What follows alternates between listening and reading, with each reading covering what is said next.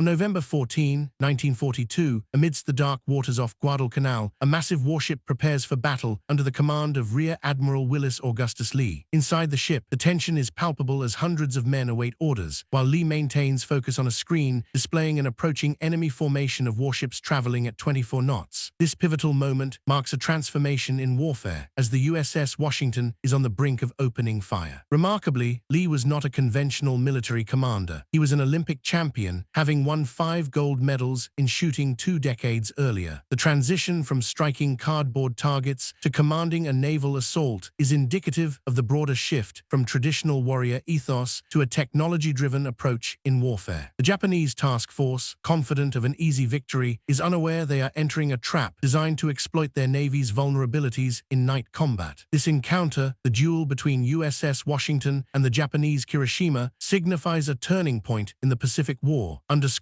how advancements in technology fundamentally altered naval engagements and decimated long-standing reputations. Ultimately, this clash not only reveals the capabilities of modern naval warfare, but also heralds the end of an era characterized by warrior traditions, marking a decisive moment in military history. Willis Augustus Lee, known affectionately as Ching, was an unconventional figure in the traditional world of naval officers in the early 20th century. Born in Kentucky in 1888, he joined the Naval Academy primarily for the free education rather than a passion for naval service. His exceptional talent lay in his extraordinary ability to calculate distance, windage, and trajectory, which set him apart from his peers. Lee's prowess was famously demonstrated at the 1920 Olympics in Antwerp, where he won 5 gold medals along with 1 silver and 1 bronze, an extraordinary achievement that made him a national hero upon his return to the United States. Despite his accolades, Lee did not succumb to the fame, but instead devoted himself to a seemingly trivial pursuit: radar technology. During the 1930s, while the old guard of the Navy dismissed radar as unreliable and inferior to human instinct and experience, Lee recognized its potential as the future of naval warfare. He immersed himself in the study of radar systems, absorbing technical manuals, collaborating with engineers, and spending countless hours mastering the technology essential for naval supremacy. His fellow officers ridiculed his dedication, referring to his studies as magic boxes. However, Lee understood a critical truth: mastery of radar would grant superiority over nighttime operations, thereby allowing control over the Pacific Ocean, an invaluable strategic advantage. By November 1942, Lee had ascended to the rank of Rear Admiral, gaining recognition for his unconventional thinking, a rarity in a military culture that often prioritized aggressive tactics. As his ship entered the treacherous waters off Guadalcanal, all his years of study, preparation, and resilience against ridicule were poised to make a profound impact on the outcome of naval engagements during World War II, leading to a pivotal moment in history. By early November 1942, the waters around Guadalcanal had acquired the ominous moniker Ironbottom Sound, a reflection of the bloody conflict that had seen numerous warships sunk, transforming the area into a graveyard for both American and Japanese vessels and men. The strategic importance of Guadalcanal was immense. It served as a pivotal point in the Pacific War. After U.S. Marines captured a nearly completed Japanese airfield in August 1942 and renamed it Henderson Field, it enabled American aircraft to threaten Japan's supply lines in the region. Control of Guadalcanal could lead the Americans closer to the Japanese homeland, while a Japanese recapture would help secure their defensive perimeter and possibly lead to a negotiated peace. As such, both American and Japanese forces committed extensive resources to the struggle over this small island. Each night, Japanese warships, dubbed the Tokyo Express by the Americans and Rat Runs by the Japanese, would navigate the slot to bombard Henderson Field and deliver reinforcements. The Japanese Navy had a distinct advantage during nighttime operations, owing to their rigorous training in nocturnal combat and advanced optical equipment. Their most dreaded weapon, the Type 93 Long Lance torpedo, possessed exceptional range and speed, often resulting in devastating attacks against Allied fleets. Throughout 1942, Japanese forces had consistently showcased their nocturnal fighting prowess. Notable examples include the significant victories at the Battle of Savo Island and Cape Esperance. In response to these threats, Japanese command organized a concentrated task force in mid-November aimed explicitly at recovering Guadalcanal and obliterating Henderson Field. This task force included the powerful Congo-class battleships Hiei and Hiroshima. These ships, built in the 1910s but modernized in the 1930s, were equipped with heavy artillery capability capable of long-range bombardment. The operations plan was for the task force, under Vice Admiral Hiroki Abe, to move stealthily down the slot at night, deliver a catastrophic bombardment on Henderson Field, and retreat before American forces could launch a counterattack at dawn. Abe's formation included an advance guard of destroyers, the battleships, a light cruiser, and a rear guard, totaling 15 warships manned by experienced sailors armed with long lance torpedoes. Despite the meticulous planning and tactical advantages of the Japanese, the American forces, led by Captain Willis Lee aboard the USS Washington, were preparing to engage in what would prove to be a defining confrontation. The upcoming battle would challenge the prevailing belief in Japanese nocturnal superiority, as Lee's forces prepared to use their advantage of visibility against the concealed Japanese fleet. The USS Washington epitomized American industrial strength during World War II, serving as the lead ship of the North Carolina class and commissioned in May 1941, shortly before the Pearl Harbor attack. At 729 feet long and displacing between 35,000 tons, lightly loaded, and nearly 45,000 tons, fully armed, it incorporated advanced technologies and robust defenses, with up to 16 inches of armor plating and deck armor capable of withstanding high-altitude bomb impacts. Its armament included 9 16-inch guns capable of delivering a devastating broadside of 12 tons with a single salvo, in addition to 5-inch guns for smaller targets and anti-aircraft weapons. Despite these formidable capabilities, the vessel's most significant advantage was the SG surface search radar system, which revolutionized naval combat. Historically, naval battles depended heavily on visual detection, with the side first spotting the enemy, often gaining the upper hand. However, the SG radar could identify surface threats beyond 30,000 yards, maintaining functionality in adverse conditions like darkness and fog, where human sight failed. Although many American admirals of 1942 harbored skepticism toward the new technology, Admiral Willis Lee embraced it, thoroughly understanding its mechanics and training his crew extensively to utilize it effectively. As tensions escalated, particularly with the impending threat from Japanese forces toward Guadalcanal, Admiral William Halsey faced a difficult strategic choice due to limited resources and the risk of a potentially devastating confrontation. The unique capabilities of the USS Washington, particularly its radar system, positioned it favorably for engagement, marking a pivotal moment in naval warfare. Halsey made a critical decision to send Lee and the USS Washington, supported by the battleship South Dakota and 4 destroyers, to prevent the Japanese from overwhelming Henderson Field. This operation was deemed a significant gamble due to Lee's force being outnumbered and entering the confined waters of Ironbottom Sound, which limited maneuverability against a seasoned enemy known for its night combat proficiency. Halsey placed his trust in technology and Lee's expertise rather than sheer numerical strength. On November 13, Lee's task force departed from Naumea at high speed. He addressed his captains with a firm message regarding the upcoming night action, acknowledging their disadvantages against the Japanese while emphasizing confidence in their radar technology and training. Preparations for the battle included sealing watertight doors, readying ammunition, and conducting final drills. Despite their preparation, the crew understood the historical challenges American warships faced in night engagements, inducing a sense of fear tempered by faith in their ship and commander. Approaching Guadalcanal, Lee grappled with concerns about the South Dakota's persistent electrical issues that could compromise their naval capabilities during battle, knowing there would be no opportunity for repair. The 4 destroyers, USS Walk, USS Preston, USS Benham, and USS Gwynn, served as an advance guard tasked with detecting the enemy, launching torpedo attacks, and protecting the battleships from Japanese long-range torpedoes, even at the risk of their own survival. As darkness enveloped Ironbottom Sound on the night of November 14, the conditions were ripe for radar but challenging for visibility. The USS Washington's radar began picking up numerous contacts, revealing that the Japanese forces were more substantial than previously estimated, prompting Lee to tighten his jaw in concentration while calmly directing his formation as the trap was set in anticipation of a fierce confrontation ahead. At 11:17, the naval battle began when Lee commanded the American destroyers to increase speed and engage the enemy. The 4 destroyers surged forward, pushing their engines to maximum output output to disrupt the Japanese formation. Their mission was perilous: to cause chaos, draw fire from the battleships, and potentially score torpedo hits before being destroyed. At 11:23, the conflict erupted as the American destroyers initiated the attack, firing their 5-inch guns into the dark horizon. Initially, the Japanese did not respond, but once they did, it was with overwhelming force as they unleashed their coordinated firepower against the charging American ships. The American destroyers, outmatched in numbers and skill, fought bravely. The USS Walk was the first to suffer, struck by a salvo and subsequently a long-lance torpedo, leading to its catastrophic sinking within minutes. The USS Preston continued to battle despite being hit multiple times, ultimately succumbing to fire and explosions, resulting in many crew members unable to abandon ship. The other two destroyers, Benham and Gwyn, also faced attacks, sustaining damage but launching their own torpedoes amidst the chaos. The brutal engagement lasted less than 10 minutes, resulting in the loss of 2 destroyers, significant damage to the others, and countless casualties. However, their sacrifice effectively disrupted the Japanese formation, preventing them from executing their plans and creating confusion. In the shadows, the USS Washington advanced with lethal intent, ready to exploit the chaos created by the initial clash. While the destroyers were being adversely affected, a catastrophic event unfolded on the South Dakota, ultimately leading to the salvation of the Washington and the demise of the Kirishima. At 11:30, during a pivotal moment in the battle, the South Dakota experienced a complete electrical failure, resulting in a loss of all power. This sudden blackout rendered the battleship defenseless, with its radar, gunfire control systems, and internal communications becoming inoperative. Consequently, the vessel transformed into a target, unable to engage effectively in the ongoing conflict. Captain Thomas Gatch and his damage control teams reacted swiftly, attempting to restore power amid the chaos. Electricians searched through the darkened hallways, while engineers worked under the constraints of limited visibility to reset breakers and repair damaged systems. The root cause of the failure was identified as an overloaded electrical plant, a situation that led to cascading failures across multiple systems of the ship. Regrettably, by the time power was incrementally restored, the South Dakota had drifted into a perilous position directly in the sight of the Japanese fleet. The battleship became highly visible under the glare of Japanese searchlights, turning her into a prime target. They unleashed a barrage of artillery fire from various sources: 14-inch shells from the Kirishima, 8-inch shells from cruisers, and 5-inch shells from destroyers. Despite her armor protecting her vital structures, the South Dakota suffered extensive damage. The attacks resulted in the destruction of secondary gun mounts, significant fires, and casualties among her crew. 42 men lost their lives, and many were injured amid the relentless onslaught. Despite absorbing over 24